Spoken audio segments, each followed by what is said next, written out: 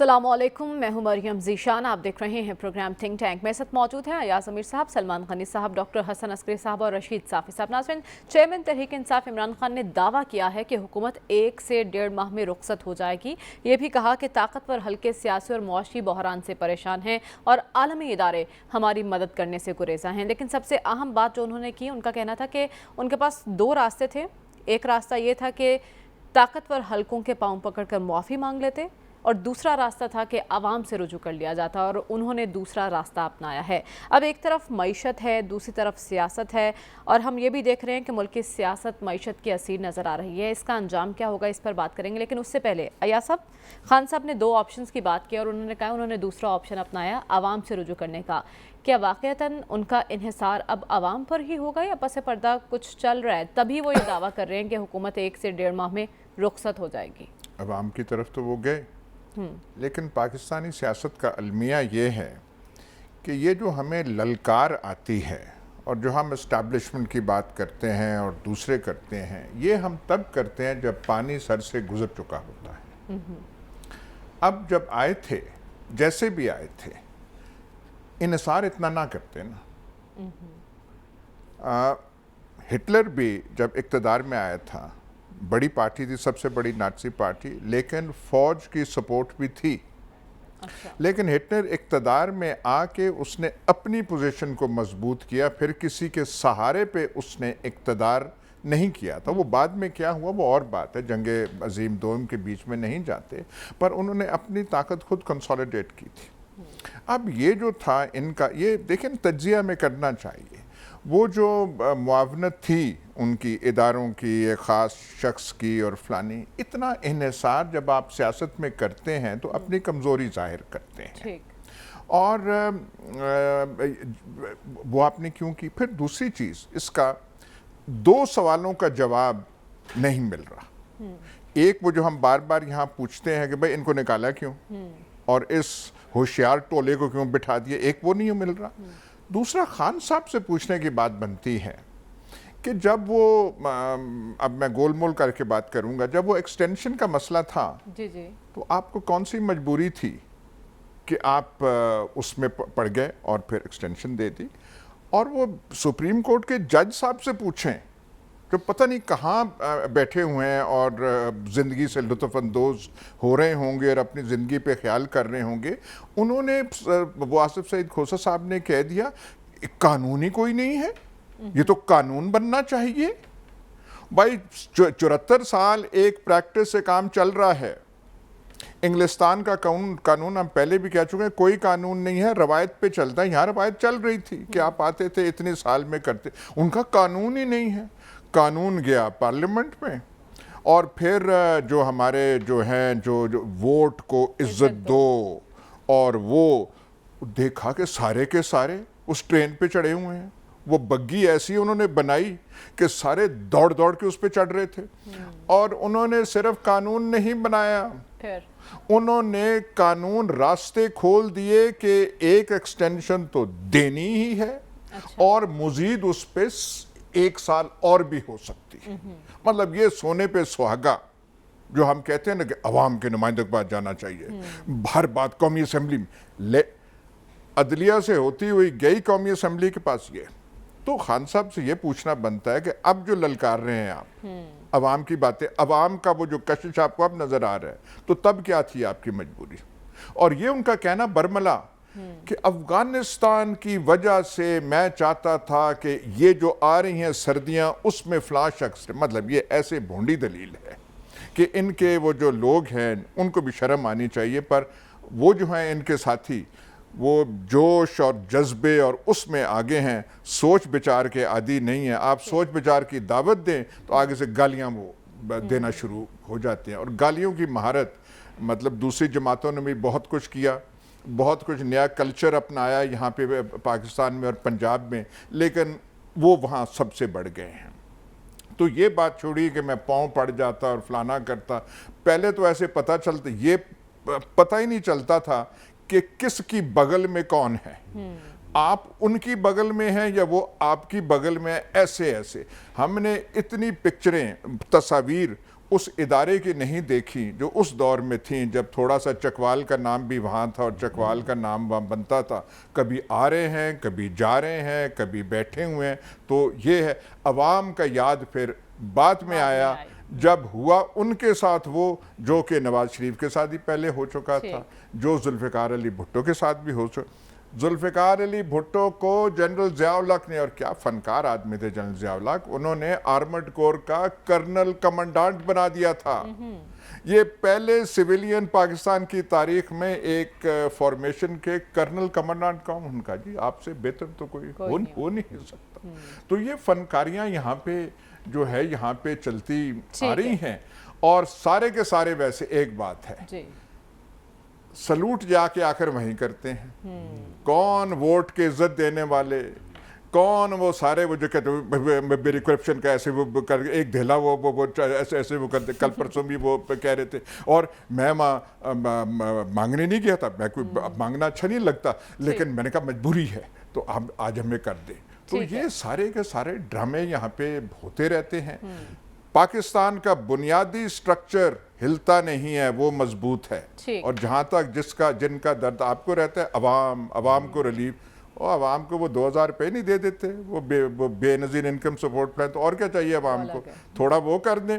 رمضان آئے تو کوئی تھوڑے سے وہ تھیلے وہ نمبر 2 آٹے کے وہ اس پہ کر دیں, اور آپ کہے رمضان پیکج غربا کے لیے ہو گیا ہے. آپ نے بس عوام کو اسی لیے اس کے لیے ہی بس وہ رکھا ہے کہ عوام کو اپنے مقاصد کے لیے استعمال کیا جاتا ہے, صرف سیاست کے لیے استعمال کیا جاتا ہے. لیکن سلمان صاحب, خان صاحب جو یہ بات کر رہے ہیں کہ حکومت کی مدت 1-1.5 ماہ رہ گئی ہے, رخصت ہونے والی ہے, وہ کس بنا پر یہ بات کر رہے ہیں؟ معاشی وجہ ہے یا سیاسی حالات کی وجہ سے وہ ایسا کہہ رہے ہیں؟ دیکھیں, پہلے تو ان کا جو بیان آپ نے ڈسکس کیا ہے اس کا مختصراً تبصرہ میرا تو صرف یہی ہے کہ سب کچھ گنوا کے ہوش میں آئے تو کیا ہوا. ہوش میں آ گئے ہیں؟ بات یہ کہ نہیں, ہوش میں حالات لے کے آتے ہیں. دیکھیں, بات یہ کہ اس میں جمہوریت کیا ہے یا جمہوری جدوجہد کیا ہے. پاکستان کی سیاسی تاریخ اٹھا کے دیکھیں تو پاکستان جمہوری جدوجہد کے نتیجے میں بنا تھا.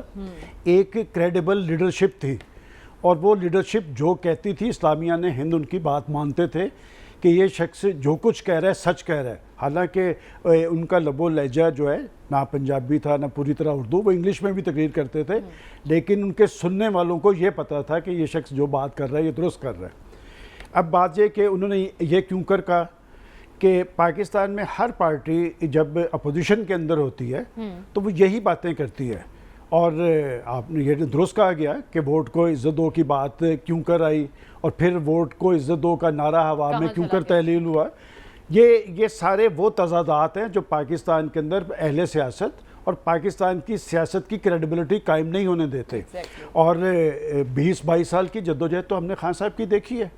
بالآخر پانی پلوں کے نیچے سے ہی بہ رہا ہے, وہیں جا کے سر ٹیکنا پڑا, وہی لے کے آئے. اور پھر وہ جس تعیناتی کا ذکر کیا جو پیک بنا اختلافات کی, وہ میں نے کسی صاحب کو, مجھے یاد ہے ان دنوں میں نے کہا کہ یہ سب کچھ کیا ہو رہا ہے اور کیا رکاوٹ ہے. اور وہ ایک ذمہ دار شخص تھا, تو میرے پاس ابھی تک ان کا میسج محفوظ ہے کہ انہوں نے جواب میں صرف اتنا لکھا تھا کہ 1000 دام رہے زندگی میں ملتے ہیں, خدا کرے کوئی زیر آستی نہ پلے. بات یہ کہ اس سے پہلے یہ بات درست ہے کہ ان کے معاملات میں, ہماری سیکورٹی فورسز کے معاملات میں شاید سیاستدان اس طرح کا دخل نہیں دیتے تھے. اور خاص طور پہ اس ایجنسی کے حوالے سے ہم سمجھتے ہیں کہ جب دشمن کو جو چیز جو ہمارا ادارہ کھٹکتا ہو نا, تو اس کا کم از کم ہمیں ضرور احترام کرنا چاہیے. ان کی اپنی اقدار تھی, ان کی اپنی روایات تھیں, اور پھر اپنے سیاسی مخالفین کو وہ جو 1 پیج کی گردان پورے ملک کے اندر چلتی رہی, اور اس پہ بھی لوگوں نے اکتفا کر لیا کہ چلے 1 پیج کے نتیجے میں پاکستان کے اندر اقتصادی استحکام قائم ہوگا, پاکستان آگے کی طرف چل پڑے گا. تو پھر کیا وجہ تھی کہ پاکستان کے ادارے تو سارے پیچھے پشت پہ کھڑے تھے, لیکن ڈیلیور کرنا تو آپ نے سیکھنا تھا. دیکھیں, بات ہے کہ ہمارا بڑا المیہ یہ ہے کہ ہم کہتے کچھ اور ہیں, کرتے کچھ اور ہیں. اور یہی وجہ ہے کہ پاکستان کے اندر کوئی ایسی لیڈرشپ موجود نہیں جس کے بارے میں پاکستانی عوام دل پہ ہاتھ رکھ کے کہہ لیں کہ یہ شخص سچ بولتا ہے, یہ شخص دیانتدار ہے. اور اب آگے کی بات کہ اس وقت اگر انہوں نے عوام سے رجوع کا فیصلہ کیا ہے تو میرا خیال کہ ان کو اس پہ قائم رہنا چاہیے. وجہ یہ ہے کہ پاکستان کی پولیٹیکل پارٹیز اتنی سٹرونگ نہیں رہی کہ یہ بات بھی وہ کہہ رہے ہیں, میں اب بھی آپ سے یہ کہتا ہوں اور پورے وثوق سے کہتا ہوں, آپ یہ میری بات لکھ کے رکھ لیں, بالآخر وہیں جانا پڑے گا. اچھا, بالآخر وہیں جانا پڑے گا. اس کی سب سے بڑی مثال اپوزیشن دیکھ لینا, وہ جو آج کی حکومت ہے, کیا ہوا اس میں؟ کوئی پاکستانی قوم بڑی باشعور ہے, جو بات اشاروں میں کہی جاتی ہے نا وہ سارا کچھ سمجھ رہے ہیں کہ پہلے کیسے آئے تھے, ان کو کیوں نکالا گیا تھا, اب یہ کیسے آئے ہیں اور ان کو کیوں نکالا گیا ہے. میں سمجھتا ہوں کہ اس کا سبق یہ ہے کہ پاکستان کی پولیٹیکل پارٹیز اندرونی طور پہ سٹرونگ ہوں. آپ دیکھیں کہ ایک پارٹی سے دوسرا بندہ جاتا ہے تو وہ مرکزی وائس پریزیڈنٹ, نہ کوئی خیالات, نہ کوئی نظریات, نہ کوئی جذبات, نہ کوئی احساسات. جسے آپ پنجاب کا سب سے بڑا ڈاکو کہتے رہے, وہ آپ کا پنجاب میں پردھان بن گیا. اور جس شخص کو آپ بیٹھ کے کہتے تھے کہ اس شخص کو یا اللہ مجھے اس شخص جیسا نہ بنا, اسے تو میں چپڑاسی بھی نہ رکھوں, وہ آپ کا اسپوکس پرسن بن گیا. میں اسے کسی کا نام نہیں لینا چاہتا. یہ باتیں ہیں جس کی وجہ سے پاکستان کے اندر نہ پولیٹیکل لیڈرشپ کی کریڈیبلٹی بنی ہے, نہ پاکستان کی یہی صورتحال ہے. ایک اور بات میں جو میں کہنا چاہتا ہوں, دیکھیں یہ آپ جب پولیٹیکل کلچر کی بات کرتے ہیں تو جب تک پولیٹیکل پارٹیز اپنے مینڈیٹ کے مطابق, اپنے پروگرام کے مطابق عام آدمی کی حالت زار بہتر بنانے کے لیے کوشش نہیں کریں گے, یہ پولیٹیکل پارٹی سٹرونگ نہیں ہو سکتی. جب پولیٹیکل پارٹیز نے آنا ہی ان کی وجہ سے ہے تو پھر بندہ جہاں سے طاقت لیتا ہے ان کے سامنے جواب دہ ہوتا ہے, اور جب ان کو چھوڑنے کی کوشش کرتا ہے پھر وہ الٹا پڑا ہوتا ہے. میں سمجھتا ہوں کہ اگر وہ یہ بات کر رہے ہیں, بات اصولی اعتبار سے درست کہہ رہے ہیں کہ میں نے جھکنے سے انکار کر دیا, جھکا تو آپ کو دیکھا گیا ہے. اب اگر آپ کہتے ہیں کہ آپ عوام سے رجوع کریں, خدا کرے کہ آپ عوام کی طاقت پر یقین رکھیں, لیکن میں بطور جرنلسٹ یہ کہتا ہوں کہ یہ کھڑے نہیں رہیں گے. کہتی رہیں ٹھیک ہے ڈاکٹر صاحب, آپ کو کیا لگتا ہے صرف عوام پر انحصار کرنے سے خان صاحب اقتدار میں واپس آ سکتے ہیں؟ دیکھیے یہ جو ہے نا, ہمارے لیڈران اسی طرح بیان دیتے رہتے ہیں, میں اس کے سامنے نہیں جھک رہا تھا, اپنے آپ کو میں عوام کے پاس جانے کا فیصلہ کر لیا. یہ سیاسی اور مصلحتی بیانات ہیں, یہ ہم نے ہر پارٹی سے دیکھے ہیں. اینٹ سے اینٹ بجانے کی بات ہوئی, وہی ووٹ کو عزت دو کا قصہ آیا. اس کے بعد اب یہ ہے کہ ہم میرے پاس چوائس تھی کہ میں ان کے سامنے جھکتا اور یا عوام کے پاس جاتا. دیکھیے سیاست میں دونوں چیزوں کی آپ کو ضرورت ہوتی ہے, عوام کی بھی ضرورت ہوتی ہے اور اداروں کی بھی ضرورت ہوتی ہے. اور پاکستان کی جو تاریخ ہے, اگر آپ نے تاریخ کو جذباتیت سے ہٹ کے اگر پڑھیں پاکستان کی تاریخ کو, تو ہم نے یہ دیکھا ہے کہ جب ہمارے اگر آپ جمہوریت کے فریم ورک کی بات کریں, وہ اس لیے ضروری ہے کہ پاکستان کا framework at least theory میں جمہوری تھا, آئین کے مطابق جمہوری ہے, آئندہ بھی رہے گا. تو جب جمہوری فریم ورک میں سیاستدانوں کی اسٹرینتھ جو ہوتی ہے وہ پاپولر سپورٹ ہوتی ہے, پبلک سپورٹ ہوتی ہے, اور پبلک سپورٹ کا تعلق ہوتا ہے کہ وہ عوام کو کیا ڈیلیور کریں, کیا عوام کو وہ ہوپ دے سکتے ہیں بہتر مستقبل کی یا نہیں. لیکن اگر وہ ایسا کرنے میں ناکام ہوں اور اپنے اقتدار کو توڑ جوڑ سے قائم رکھنا چاہیں, آج ادھر ہیں کل دوسری پارٹی میں ہیں, تو پھر پتہ کیا ہوتا ہے, وہی ہوتا ہے جو پاکستان میں ہوا. جو قوت ہے ریاست کی وہ سیاستدانوں کے ہاتھ سے نکل کے ریاستی اداروں کے پاس چلی جاتی ہے. لہٰذا ایسے ملکوں میں بیوروکریسی بھی سٹرونگ ہو جاتی ہے, اور ہمارے ہاں ہے بیوروکریسی سٹرونگ. لیٹسٹ ایگزامپل یہ ہے کہ پنجاب کا بجٹ تو بن گیا ہے, تقریر بھی لکھی جا چکی ہے, لیکن جس نے تقریر پڑھنی ہے اس کو آج وہ ڈیلیور ہوئی ہے, وہ دے دی گئی. ہاں دے دی گئی ہے. کہاں سے آئی ہے؟ بیوروکریسی سے. یہ ہے میرا سوال. اسی طرح آپ جب اپنے ذرا سے کام کے لیے سکھر میں گھر گر جائے, وہ جی پنو عاقل سے ان کو بلاؤ, وہ ہمارے وہ جو اس کو صفائی کر دیں, اور تاکہ وہ اندر لوگ دبے ہوئے ہیں نکال دیں. کراچی میں کچھ ہو جائے وہ ان کو بلا لیں, وہ کر لیں. جب آپ میں کیپیسٹی نہ ہو اسٹیٹ کے بنیادی فرائض ادا کرنے کی, تو پھر آپ یا بیوروکریسی پہ رلائے کریں گے یا سیکیورٹی فورسز پہ رلائے کریں گے. یہ ایک یونیورسل پرنسپل ہے, صرف پاکستان میں نہیں, آپ جا کے ڈیولپنگ کنٹریز میں جا کے دیکھیے. لہذا اس قسم کے بیانات بے معنی ہیں, اور اگر انہوں نے اقتدار میں آنا ہے تو ان کو دونوں کی ضرورت ہے. لیکن خوبی یہ ہوتی ہے کہ آپ کو یہ احساس ہو کہ کس وقت کس کی ضرورت ہے. اگر آپ غلط وقت پہ کسی سے لڑائی کریں, یعنی کوئی بات ہے, مثلا وہی جو انہوں نے تذکرہ کیا آرمی چیف کی اپوائنٹمنٹ کا, नहीं, वो तो बात की बात है ना, पहले तो असेंबली में गया ना मामला। एक्सटेंशन वाला मामला। भाई आप कॉन्स्टिट्यूशन को उठा के पढ़ें और उसके साथ एक कॉन्स्टिट्यूशनल प्रैक्टिस है जो 1947 से चल रही है। पहले 2 आर्मी चीफ आपके ब्रिटिश थे, अयूब खान जनवरी 1951 में आर्मी चीफ बनता है। वो देखे ना अपॉइंटमेंट किस तरह होती है। अयूब खान को एक्सटेंशन मिली है, 55 में एक्सटेंशन मिली, 57 में एक्सटेंशन मिली, 58 में भी उनको 57 में भी एक्सटेंशन मिली। किस तरह हुआ है? अब ये गलत। इसी तरह ISI चीफ किस तरह अपॉइंट होता है? ये एक प्रैक्टिस है, एक सिस्टम है। उस सिस्टम को अगर आप चेंज करना चाहते हैं तो उसका भी एक प्रोसीजर होता है। Exactly. ये नहीं है विम्स पे। जब आप हुकूमत को विम्स पे चलाएंगे, अपनी ख्वाहिशात पे चलाएंगे, अपनी महदूद सोच पे चलाएंगे, तो कहीं ना कहीं आप उलझ के गिर जाएंगे। यही इमरान खान के साथ हुआ है। ठीक है, तो साफ़ी साहब आपकी क्या राय है खान साहब के बयान पर? और दूसरा, वो कह रहे हैं कि आलमी इदारे मदद से गुरेज़ा हैं। उनका ये बयान उनके आलमी साजिश वाले बयानिए का असर ज़ायल तो नहीं कर रहा? क्योंकि वो कह रहे थे कि ये कहा गया है अगर इमरान खान को हटा दिया जाता है तो पाकिस्तान को माफ़ कर दिया जाएगा और आसानियाँ पैदा हो जाएंगी, लेकिन पाकिस्तान तो मज़ीद मुश्किल में आ गया है। और अब वो कह रहे हैं कि आलमी इदारे जो हैं मदद से गुरेज़ा हैं, यानी वो साजिश वाला बयानिया, उसका असर भी ज़ायल हो रहा है इस बयान से। जी बिल्कुल, आपकी बात दुरुस्त है। साजिश का बयानिया जो इमरान खान साहब बनाने की जो कोशिश कर रहे थे, तो उनके अपने साथी ही उसके बारे में वक्तन फ़वक्तन ऐसे बयानात जारी कर रहे हैं जिससे इमरान खान साहब के इस स्टांस को ज़्यादा पजीराई अब हासिल होने नहीं जा रही है। और जो साजिश का बयानिया वो तकरीबन ख़त्म हो चुका है। जो उनका ताज़ा बयान है पाँव पड़ना और आवाम के पास जाने का जो उनका दावा है, तो वो यकीनी तौर पर जिस तरह बाकी शुरकान ने बात की इस पे कि ये तो उसूलन तो तमाम सियासतदानों को और तमाम सियासी जमातों को तो यही करना चाहिए, लेकिन अगर हम अपनी पाकिस्तान की सियासत की तारीख़ पे नज़र दौड़ाए तो कभी इस ख्वाहिश ने या इस दावे ने कभी भी हकीकत का रूप नहीं धारा है। आप जुल्फ़िकार अली भुट्टो के जाने के बाद देखें तो यही सियासतदान थे, उस किस तरीके से गए और किस तरीके से उनको तख्ते-दार पर लटकाया गया। और यही सियासतदान थे जो लोग लटकाने वाले थे वो तो दरून खान शायद उन्होंने अपनी जो जश्न और जो उनकी खुशियाँ मनाने का जो तरीक़ा होता है उन्होंने तो की होगी, लेकिन सड़कों पे तो हमने इन्हीं जमातों के सरबराहों को, सियासी जमातों के सरबराहों को देखा था, इन्हीं के कारकुनों को हमने खुशियाँ और मिठाइयाँ बांटते हुए देखा था। उसके बाद फिर आई है ये जो हमारे करीब जो अभी रिसेंट माजी में जो कुछ हुआ सियासतदानों के साथ, नादीदा हाथों ने जो उनके साथ जो कुछ किया है, नवाज शरीफ के साथ जब जो कुछ हुआ उस पे खुशियाँ किन लोगों ने मनाई, किन सियासी जमातों ने उस पे जो है मिठाइयाँ बांटी।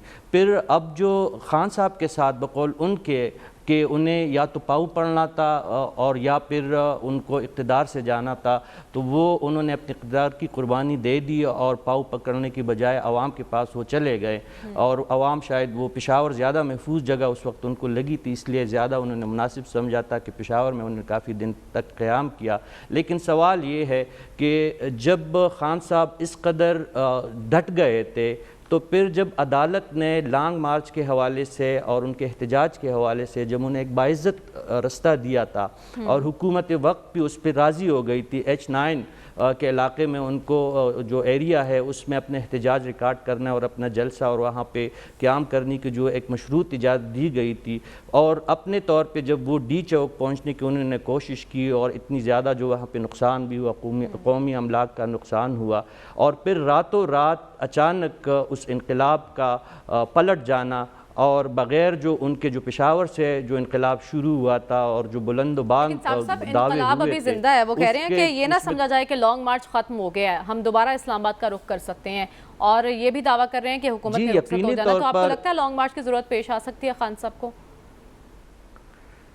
ज़ाहिर है इमरान खान साहब का जो स्टांस है और जिस तरीके से वो सड़कों पे निकलने के ख्वाहिशमंद रहते हैं हमेशा, और यकीनी तौर पर उनको दाद देनी चाहिए, और वो अवामी नफ्स और ख़ुसूसन हम पश्तूनों के नफ्स को तो वो बहुत अच्छी तरीके से जान चुके हैं, इसलिए उनके एक कॉल पे तो हज़ारों लोग निकल सकते हैं। लेकिन उन्होंने देख लिया कि उनके पास हज़ारों लोगों की मौजूदगी के बावजूद जो बात हमारे जो बाकी फाजिल दोस्त इस वक्त कर रहे थे کہ آپ کو پاکستانی سیاست میں اگر کامیابی حاصل کرنی ہے تو آپ نے تمام ریاستی اداروں کو ساتھ لے کر چلنا ہوگا. اگر آپ اس طرح نہیں کریں گے تو چاہے آپ بھٹو ہو, چاہے آپ نواز شریف ہو, چاہے آپ عمران خان ہو یا شہباز شریف ہو, آپ کو کامیابی نہیں مل سکتی. یا تو آپ اپنے آئینی اور قانونی اداروں اور پارلیمان کو اتنا مضبوط کریں کہ اپنے تمام اختیارات جو آپ کے پاس ہے, جو آپ استعمال کرنا چاہتے ہیں, وہ اپنے ہاتھ میں آپ کے آئیں, یا تو یہ اقدام کریں. اگر آپ یہ نہیں کر سکتے اور ایک مضبوط اور مستحکم جمہوری نظام نہیں دے سکتے ہم عوام کو, تو پھر ان کوکلے دعووں سے, ان کوکلے آوازوں سے, ان کوکلے انقلابی نعروں سے مزید بہکاوا دینا بھی عوام کے ساتھ زیادتی ہے. اور اس کا انجام آج ہم دیکھ رہے ہیں نا کہ نہ یہ حکومت ڈیلیور کرنے میں کامیاب ہو پا رہی ہے, بجٹ پہ ہم 2-3 دنوں سے جو گفتگو کر رہے ہیں, نہ عمران خان صاحب کے پاس اب بھی کوئی کنجی نہیں ہے, کوئی طریقہ نہیں ہے. ٹھیک ہے آپ عوام کے پاس جا رہے ہیں, ابھی 3.5 سال جو آپ اسلام آباد میں موجود رہے, وفاق میں آپ کی حکومت, خیبر پختونخوا میں آپ کی دوسری حکومت, بلوچستان میں آپ کی حکومت, ہر جگہ پہ آپ کو آزاد کشمیر میں آپ کی حکومت, آپ نے 3-3.5 سال میں کیا ڈیلیور کیا ہے کہ اب وہ انقلاب آ جائے گا؟ آپ خود کہہ رہے ہیں کہ عالمی ادارے آپ کے خلاف ہے, امریکہ آپ کے خلاف ہے. جن لوگوں کو بقول یہ کہ عمران خان کے کہ امریکہ لانے والا ملک ہے یا ان کی سازش کے تحت شہباز شریف اسلام آباد میں بیٹھے ہیں, تو وہ آپ کے ساتھ کس طرح مدد کریں گے؟ وہ IMF آپ کا ساتھ کس طرح دیں گے جو IMF اس وقت ان کے اپنے لائے ہوئے بندے کا ساتھ نہیں دے رہے ہیں؟ بالکل بڑا اچھا پوائنٹ ریز کیا, اور خان صاحب نے یہ بھی کہا ہے کہ موجودہ بجٹ کو IMF کسی صورت نہیں مانے گی. تو ہمارا سوال یہی ہوگا کہ پاکستان کو IMF پیکج مل سکے گا یا نہیں, اسی پر بات کریں گے اس بریک کے بعد. اسٹے ود اس.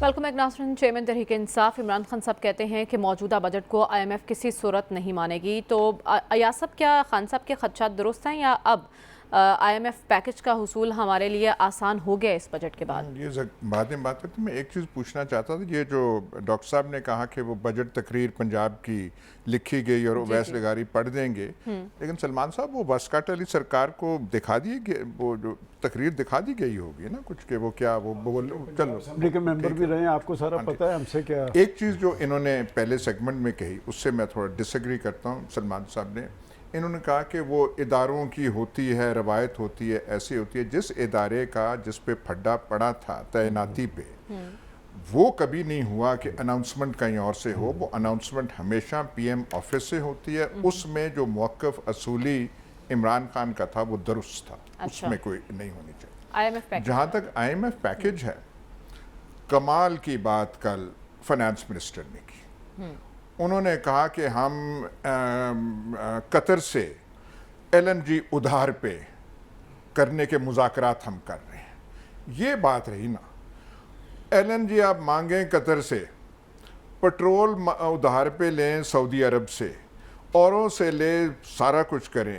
یہ جو ہے IMF کا بجٹ, اس میں اور کریں. مجھے پینشن انہوں نے کل اپنی اس میں تقریر میں کہا تھا کہ جی ہم نے شاید وہ جو چھوٹ دے دی ہے وہ 12 لاکھ دے دیے, زیادہ دے دیے, وہ بھی شاید وہ کم کر کے ان کے لیے وہ بالکل وہ ٹھیک ٹھاک وہ کر دیں گے.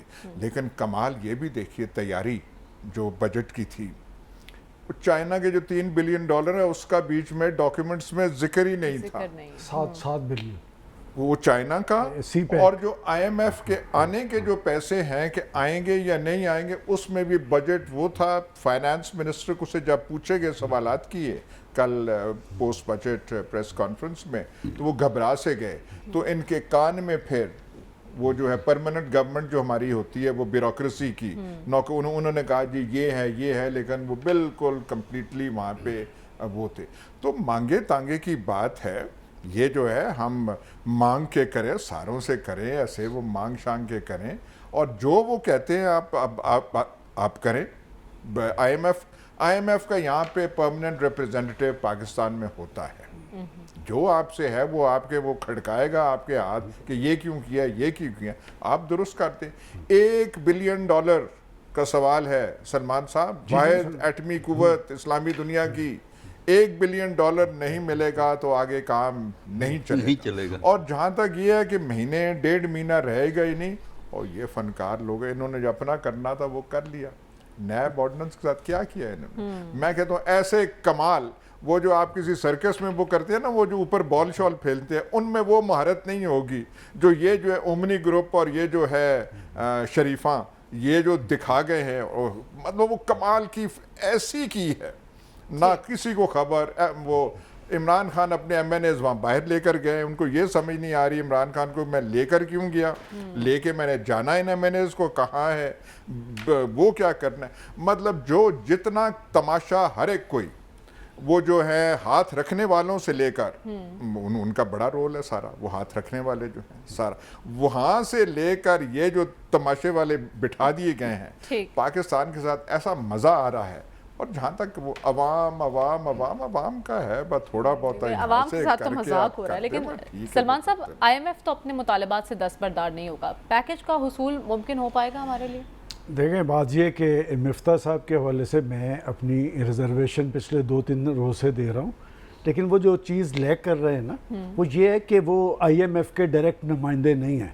یہ اختیار پاکستان کی حکومتیں ہمیشہ شوکت ترین کو دیتی ہیں، حفیظ شیخ کو دیتی ہیں، عشرت حسین کو دیتی ہیں، وہ ڈاکٹر باقر کو دیتی ہیں، اس لیے کہ وہ وہاں سرخرو ہوتے ہیں. چونکہ یہ ایک پولیٹیکل پارٹی کا، اور ہماری بدقسمتی جیسے ہم ابھی کچھ دیر پہلے سیاسی جماعتوں کی بات کر رہے تھے، وہ اسد عمر صاحب، آپ کو یاد ہوگا کہ خان صاحب اپنی کمپین میں اسد عمر کے بارے میں کیا کہتے تھے کہ اسد عمر صاحب ڈیلیور کریں گے خزانہ، اور پھر کیا ہوا تھا کہ اسد عمر کو ہضم نہیں کیا گیا تھا. اب مفتاح اسماعیل کو ہضم نہیں کیا جائے گا اس لیے کہ ان کا اختیار ہے، وہ پاکستان کو چلائیں گے، ان کی ڈکٹیشن پہ چلنا پڑے گا. اور یہ خزانہ تبدیل ہو سکتے ہیں. یہ دیکھیں وزیر خزانہ میرے خیال ابھی تک تو وہ سینیٹر بھی نہیں ہے، وہ کوئی الیکٹڈ تو نہیں ہے. ویسے تو میں یہ بھی کہتا ہوں وہ تو کراچی سے الیکشن بھی نہیں جیتے اور وہ گھبرائے سے لگ رہے ہیں. بات یہ کہ ہمارا بڑا سیاسی المیہ یہ ہے کہ ہمیں یہ لوگ مستار لینے پڑتے ہیں. یہ اس میں مفتاح صاحب کو اس لیے سپورٹ کرتا ہوں کہ وہ گھبرائے اس لیے ہیں، انہیں اس طرح اعتماد میں نہیں لیا گیا، انہیں ڈائریکٹلی ڈائریکشن اس طرح نہیں آئی جس طرح حفیظ شیخ صاحب کو آتی تھی. دیکھیں نا شوکت ترین صاحب تو پہلے بھی وزیر رہے، حفیظ شیخ صاحب پیپلز پارٹی کے بھی رہے، عشرت حسین، یہ سارے وہاں سے آتے ہیں اور وہیں جواب دہ ہوتے ہیں. یہ چونکہ پولیٹیکل پارٹیز کے لوگ ہیں، اور پولیٹیکل پارٹیز کا بڑا المیہ یہ ہے کہ پولیٹیکل پارٹیز نے نہ تیاری کی ہوتی حکومت میں آنے کی. یاد کرے کہ جی ہماری تو تیاری نہیں تھی، ان کی تیاری نہیں تھی، وہ چکوال والوں کی تیاری تھی ساری جو انہوں نے کر کے دی اور پھر بکلا پڑا. دیکھیں بات یہ کہ آئی ایم ایف کی قسط انہیں ملے گی یا نہیں، میرا خیال میں 100% ملے گی. اس لیے کہ وہ جنہوں نے وہ کسی کو مرنے نہیں دیتے، وہ سسکتا رکھنا چاہتے ہیں. میں سمجھتا ہوں اس سے سبق حاصل کرنا چاہیے. اور میں ہمیشہ یہ بات کہتا ہوں کہ آئی ایم ایف پابندیاں لگاتا ہے، ڈائریکشن دیتا ہے پاکستان کے لوگوں کا گلا گھونٹنے کے لیے، ان کے گلے پہ چھری رکھنے کے لیے. وہ ابھی صرف بڑے بنگلاز پہ نہیں، زرعی فارمز پہ ٹیکس لگا ہے، وہ بنگلاز بھی چھوڑ دیے گئے ہیں، اور 1600 سے اوپر گاڑی. اور پھر بڑے آپ کو جاتی عمرہ پہ ٹیکس لگی کس پہ جناب بڑے بڑے ہیں. آپ کو جاتی عمرہ نظر آتا ہے یہاں پر. وہ جو انقلابی تھے، وہ جو آپ کے انقلابی ہیں، وہ 300 ایکڑ والے ہیں، اور ان کی کیسے وہ قانونی بنائی گئی ہے. میرا خیال ہمیں بات کھل کے کرنی چاہیے. جاتی عمرہ کے ساتھ آپ رہے ہیں تو بات یہ میں سمجھتا ہوں بار یہ یاد کرا ٹھیک ہے، ہمیں آگے بڑھنا ہے. ڈاکٹر صاحب آپ کیا کہیں گے، آئی ایم ایف پروگرام کی راہ میں حائل رکاوٹیں ہم دور کر چکے ہیں یا نہیں ابھی تک؟ دیکھیے کچھ تو ہم نے کر دی ہیں اور کچھ وہ عنقریب ہم کر دیں گے. اور جو آئی ایم ایف والے ہیں وہ جو پیسہ ریلیز کریں گے بتدریج ریلیز کریں گے، مل جائے گا. مثلا اس میں انہوں نے دیکھنا یہ ہے کہ اس کی بجٹ کی امپلیمنٹیشن جو سخت میجرز ہیں وہ اس میں کس حد تک آپ کرتے ہیں. پٹرول کی قیمت آپ نے ابھی اوپر لے کے جانی ہے، وہ یہ دیکھیں گے کہ آپ یہ کس طرح اوپر لے جا رہے ہیں. دوسرا یہ ہے کہ جو ان کے ریپ یہاں ہوتے ہیں یا وہاں سے جو ڈیلیگیشن آ کے دبئی میں آ کے گفتگو کرتے ہیں، وہ یہاں آنے کی تکلیف بھی بعض دفعہ نہیں کرتے، وہ ریویو کرتے رہتے ہیں. تو لہٰذا آپ کو پیسہ مل جائے گا، لیکن یہ اس پہ ریویو ہوگا، اس پہ سختی ہوگی، اس کے بعد کوئی جو ہے بات بنے گی. لیکن یہ جو ساری چیزیں ہیں یہ آپ کو وقتی ریلیف ہیں، یہ آپ کو سانس لینے کا موقع دے دیتی ہیں، لیکن مسائل کا حل نہیں دیتی. مسائل کا حل نہ آئی ایم ایف کے پاس ہے، نہ ورلڈ بینک کے علاوہ ورلڈ بینک کے پاس ہے. بلکہ ان مسائل کا حل اگر آپ نے کرنا ہے تو وہ آپ کو پاکستان کے اندر دیکھنا پڑے گا. وہ حل ہے ہمارے سیاستدانوں اور ہمارے اداروں کے پاس. لیکن بدقسمتی سے ہمارے سیاستدان جو ہیں وہ ایک دوسرے کے اتنے مخالف ہوئے بھی ہیں کہ اگر ایک پارٹی کہہ دے نا کہ سورج مشرق سے نکلتا ہے تو دوسری پارٹی ضرور بیان دے دی کہ اس کو پتہ کیسے لگا کہ یہ سورج مشرق سے نکلتا ہے, ہم نے تو چھپا کے رکھی تھی یہ راز, ان کو پتہ کیسے لگ گیا ہے. تو جب تک یہ ہماری پولیٹکس بہتر نہیں ہوگی, ہم فقرائی میں کاؤنٹ ہوں گے. ہمارے لیے ایک لفظ استعمال ہوتا ہے عرب ورڈ میں مسکین, پاکستانی کے لیے مسکین کا لفظ استعمال ہوتا ہے, اور واقعی ہم مسکین ہیں. وہی جو ابھی بات کہی کہ وہ تیل ہمیں ادھار مل جائے, ہمیں وہ گیس ادھار مل جائے, ہمیں IMF سے کچھ ادھار مل جائے, کچھ امریکہ ہمیں خیرات دے دے. تو لہذا جب تک آپ اکانومی کو ایکسٹرنل سورسز پہ رکھیں گے, اوورسیز ہمیں پیسے بھیج دیں, ووٹ نہیں ہم نے دینا ان کو, لیکن وہ ہمیں پیسے بھیج دیا کریں کیونکہ ہماری ضرورت ہو, ان کو نہیں ہم نے دینا. تو جب تک آپ اپنی اکانومی کو ڈومیسٹک سورسز پہ کنورٹ نہیں کریں گے, چاہے یہ مفتاح ہوں یا کوئی اور آ جائے, کوئی اور آ جائے, PMLN کی حکومت آ جائے, یہ پرائم منسٹر ہو, وہ پرائم منسٹر ہو, رہیں گے اور معاشی حالات میں بہتری نہیں آ سکتی. لیکن صافی صاحب ایسا نہیں ہو سکتا کہ معیشت کو ایک طرف رکھ کر سیاست کی جائے؟ ہمارے اتنے دیرینہ دوست ممالک ہیں, وہ ہماری مدد کرنے سے کیوں گریز ہیں؟ جی یہ خواہش تو بڑی اچھی ہے اور ہم بھی یہی چاہتے ہیں کہ جو ہمارے دیرینہ دوست ہے امیر ترین, اور عسکری صاحب نے تو کہہ دیا کہ وہ ہمیں کس نگاہ سے دیکھتے ہیں, تو ان کی طرف ہاتھ پہ لانا, اور ہاتھ کب تک آپ پھیلاتے رہیں گے؟ ہماری جولی اس میں ابھی اتنے چھید پڑ چکے ہیں, اگر اس میں کوئی کچھ ڈالے بھی تو شاید نیچے ہی گرے گا, ہمیں کچھ ہاتھ نہیں آنے والا. ابھی کہتے ہیں جو حکومت کے یہاں کے معاشی جو یہاں پہ گرو ہے اور ذمہ داران ہے, ان کی یہ خوش فہمی ہے یا ان کا یہ دعویٰ ہے کہ چین سے ایک چٹھی آئی ہے کہ شاید چین سے کچھ سعودیوں سے پہلے چین کی طرف سے ان کو کچھ ہاتھ آ جائے. لیکن یہ ساری قیاس آرائیہ ہے اور خواہشات پہ مبنی باتیں ہیں. اور جس طرح بات کہی گئی کہ ٹھیک ہے IMF, میرے خیال میں مجھے اتفاق ہے سلمان غنی صاحب سے کہ IMF پاکستان کو ضرور بیل آؤٹ پیکج دینے پہ وہ مجبور ہے. پاکستان پہلے سے مقروض ہے عالمی اداروں کا, ورلڈ بینک کا, IDP کا, اس طرح IMF کے خود اپنے کئی مفادات یہاں پہ وابستہ ہے. تو ڈیفالٹ ہونا الحمدللہ پاکستان, جو بار بار یہ بات کہی جاتی رہی ہے کہ پاکستان سری لنکا بننے جا رہا تھا یا خدا نخواستہ اب بھی بننے کے امکانات ہے, تو الحمدللہ پاکستان کبھی بھی سری لنکا نہیں بنے گا. اور IMF ضرور پیکج پاکستان کو دے گا, لیکن اس پیکج کی قیمت کیا ہوگی؟ ٹھیک ہے بجٹ کچھ نہ کچھ حد تک اس پہ سسٹین کر جائے گا, اور سیاسی طور پر یہ جو موجودہ قیادت ہے کچھ مدت ان کی اور آیام بڑھ جائیں گے, لیکن اس کی قیمت ہم کیا چکھائیں گے؟ اس وقت دیکھیں ہم باقی چیزوں کو چھوڑے, جو ٹیکسز پہ ہم نے بڑی بات کی, مہنگائی کی شرح کس لیول پہ ہے وہ بھی تمام دیکھنے والوں کو وہ بھی پتہ ہے. لیکن جو نئی چیزیں شامل کی گئی, آپ ریسٹوران میں بھی آپ جائیں گے, اسلام آباد میں تو چند محدود ریسٹورنٹ ہے, لیکن لاہور میں تو بہت سارے اچھے اچھے اور سلمان غنی صاحب اور ایاز امیر صاحب جب جائیں گے ریسٹورنٹ تو تقریباً 40-45% بجلی کے مد میں ان کے بل میں مزید پیسے آنے والے دنوں میں ان کو یہ بھی پے کرنے پڑیں گے. تو زندگی مزید مشکل سے مشکل تر ہو جائے گی, اور پیکج مجبور ہے IMF دینے پہ, پاکستان کو ضرور پیکج دیں گے, کیونکہ ایک ڈیفالٹ پاکستان نہ عالمی اداروں کا نہ عالمی سامراج ان کے حق میں کبھی بھی نہیں ہے. جب تک پاکستان رہے گا. اتفاق رائے ہے کہ IMF قسط تو جاری کر دے گا, لیکن اس کی قیمت عوام کو ادا کرنی پڑے گی. واپس آئیں گے اس بریک کے بعد, سٹے ود اس.